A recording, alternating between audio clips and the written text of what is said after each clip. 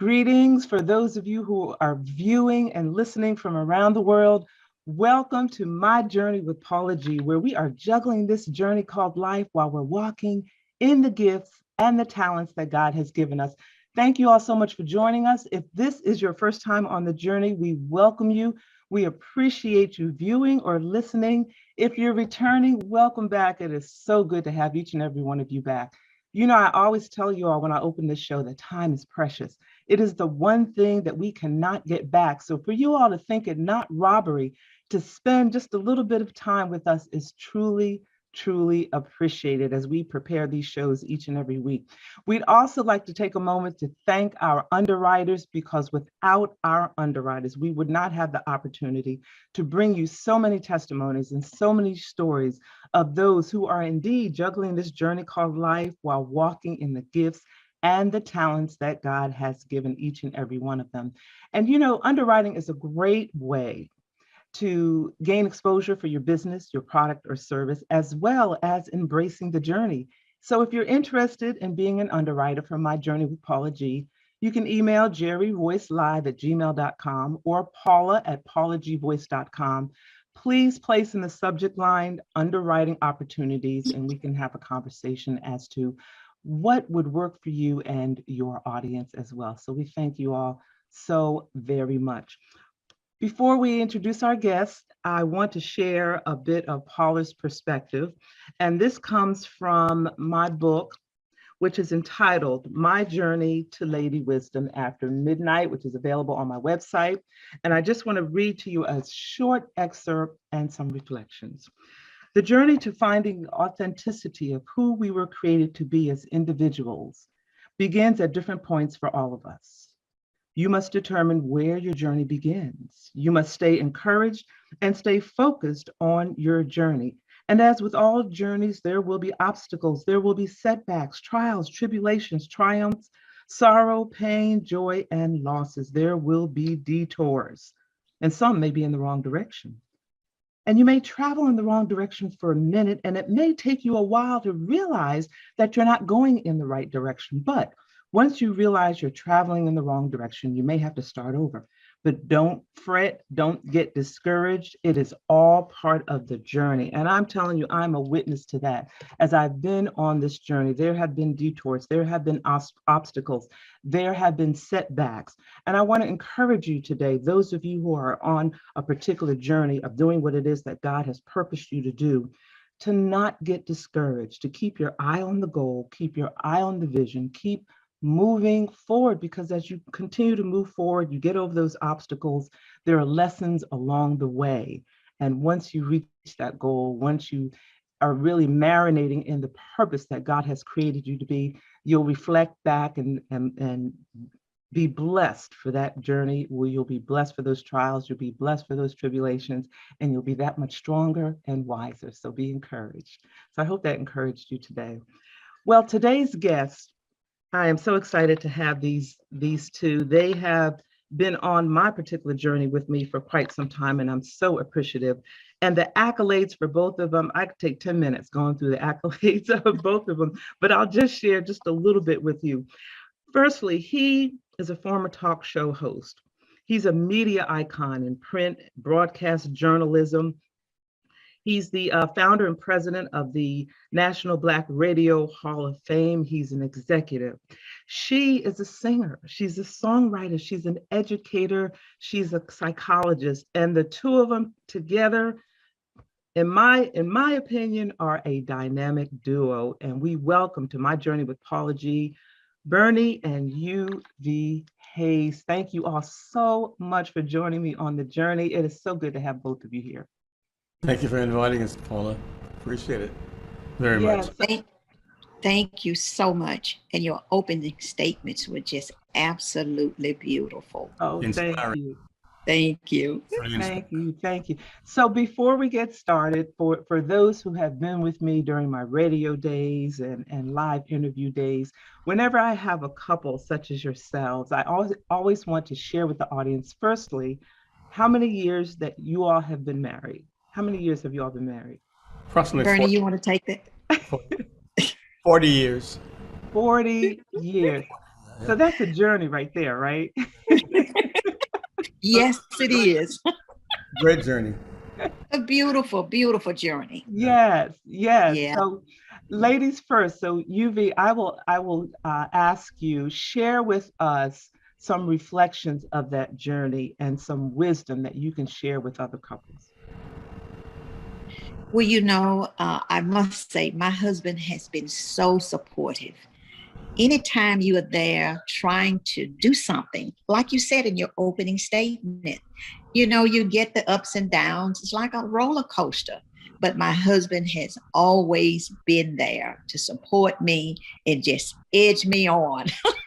And you need that. You really do.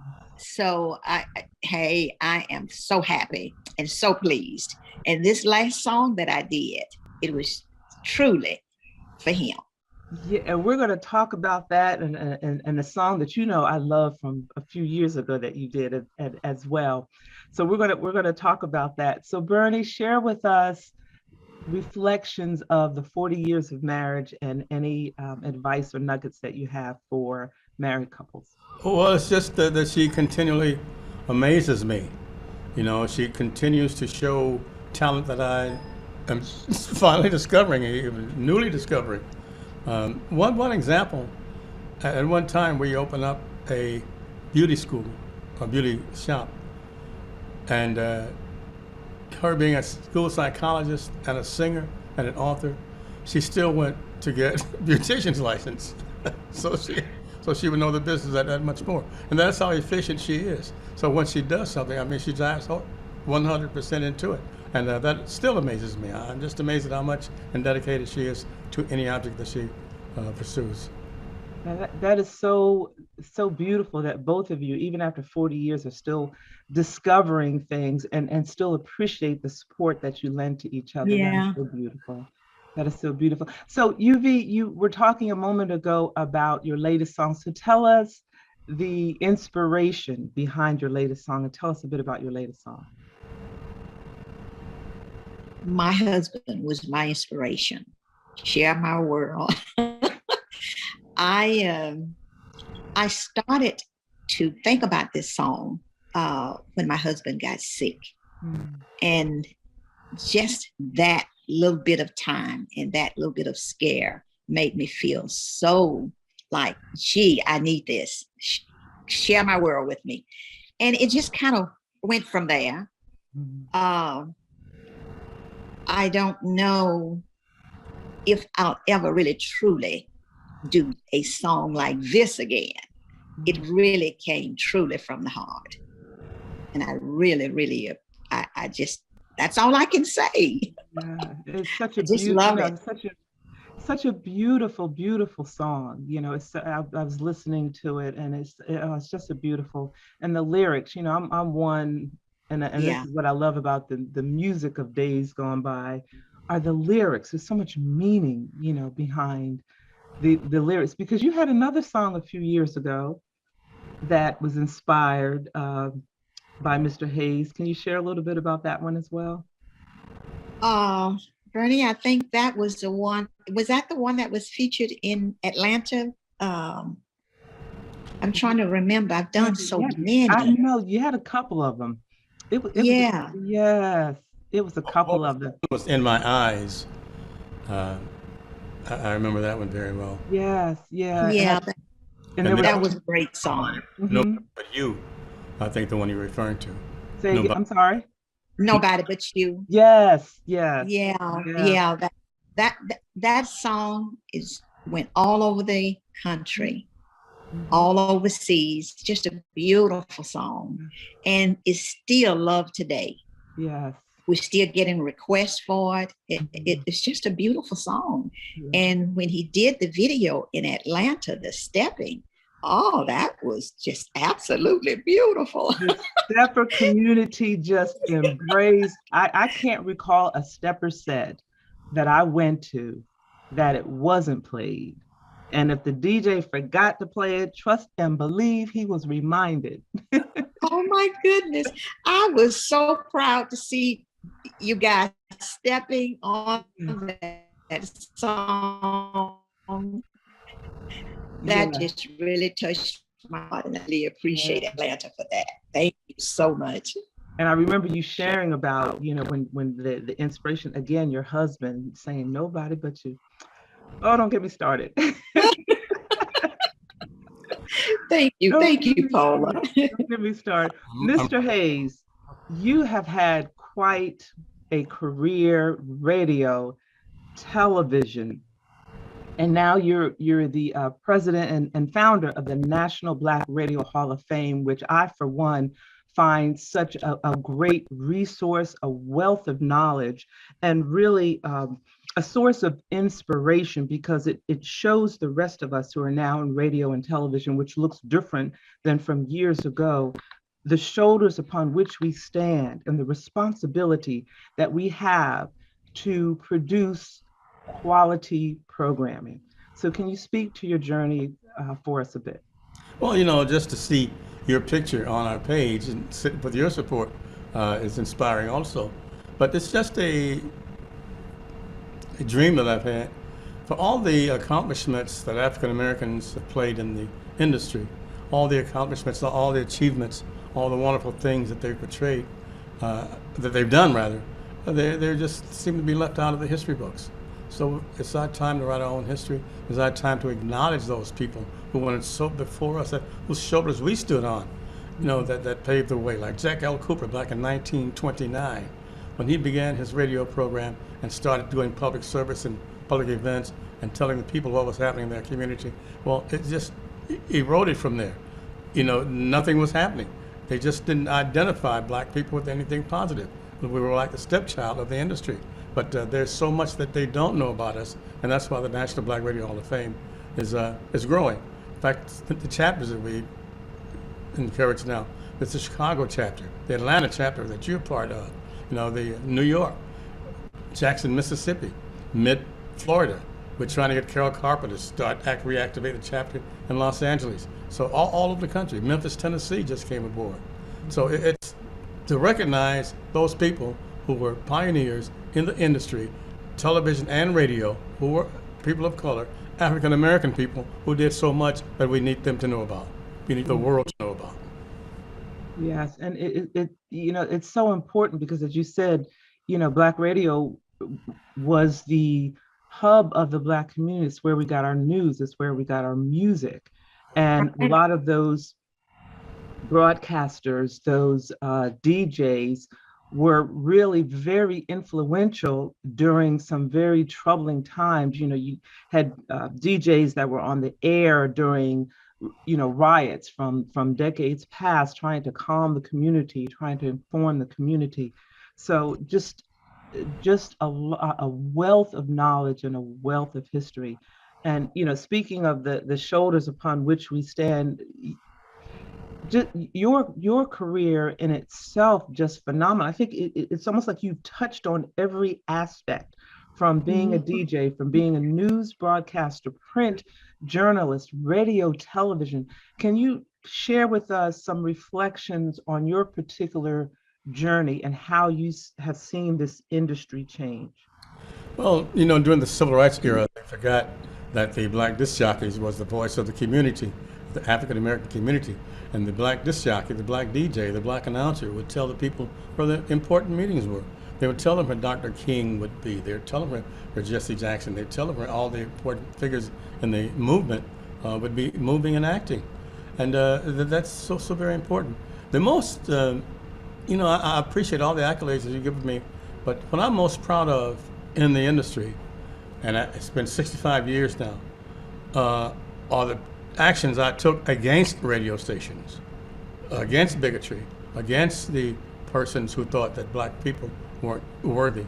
We closed on one station who thought that we were giving too much black information to the public. We closed down a station that said that white people supposedly earn more money than black people.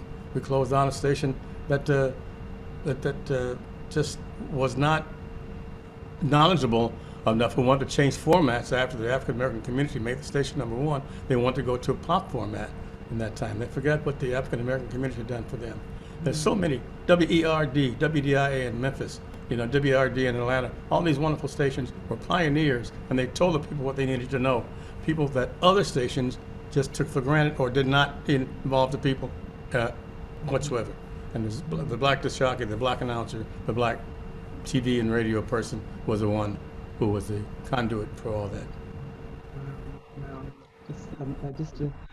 Just listening to you, just what you shared with us in this small amount of time, it's just powerful. It's just so powerful.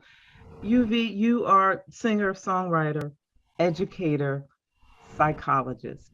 How have you been able to use your psychology background, education background, in regard to, I'm kind of asking a twofold question, in regard to your music, and then also a separate question, what are your reflections?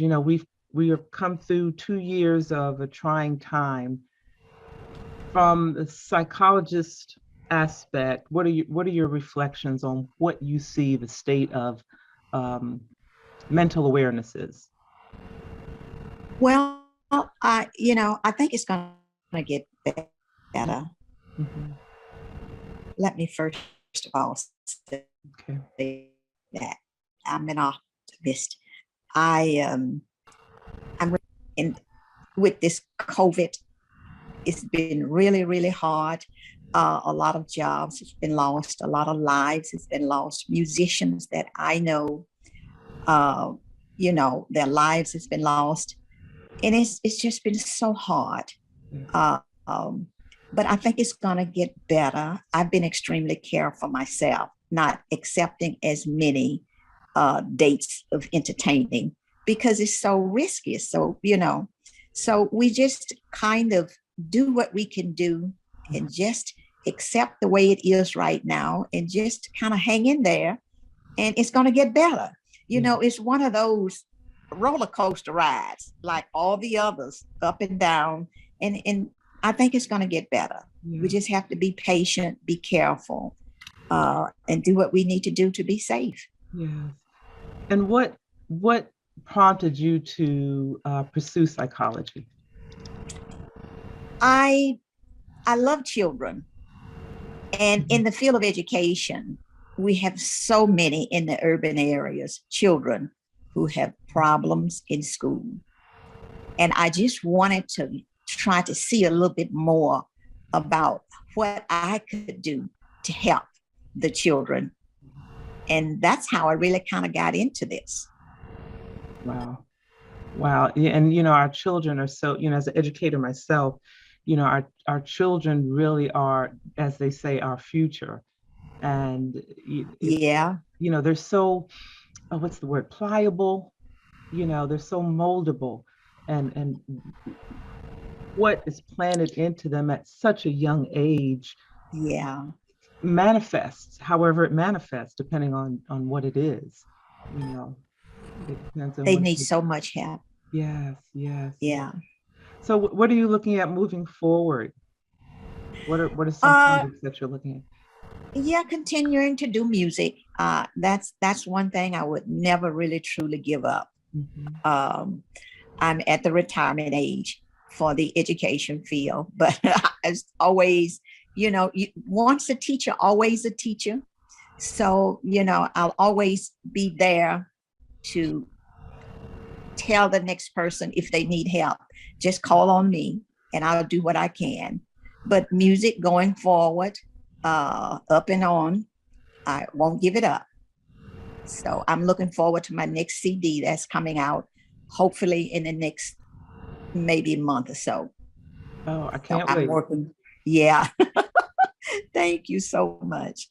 What would we do without our music? Yes, it is such it's therapy, I think.